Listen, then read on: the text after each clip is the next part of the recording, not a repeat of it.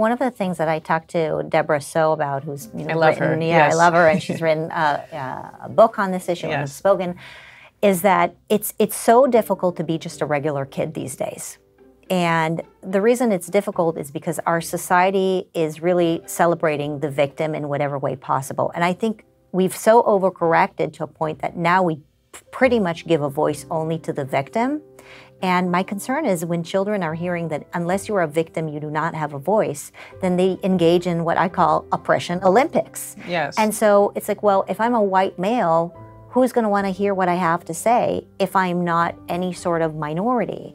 And so it seems like this new era of gender dysphoria or sex dysphoria is almost like a way for some of these kids to feel like they can be heard or feel like, they have some sort of identity in a status. And we need to be careful. I mean, this is not a conversation, this I'm saying to you as a mom.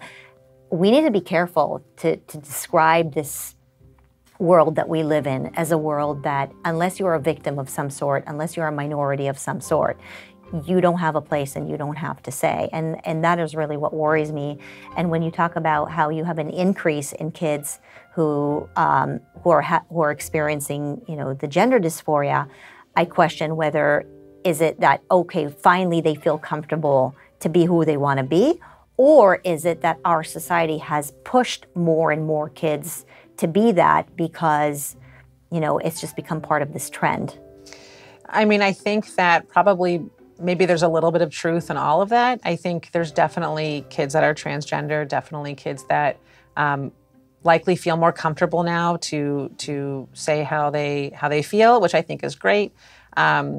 When it comes to kids and, attention-seeking behavior, I really think parenting can go a long way. I really try to tell my kids, their gender is interesting, but not that interesting. Right. I want them to be known for their accomplishments, for their interests, for what they succeed at.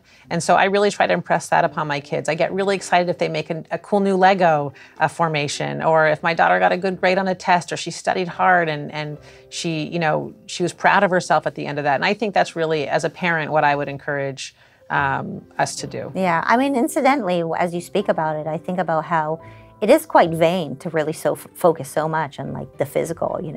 It's so much of this gender conversation is about how people look at you, right, versus how you accept you, right? Right. And so, right. I mean, I think gender is interesting to an extent, but right. There's so much more to a person that I would prefer to emphasize.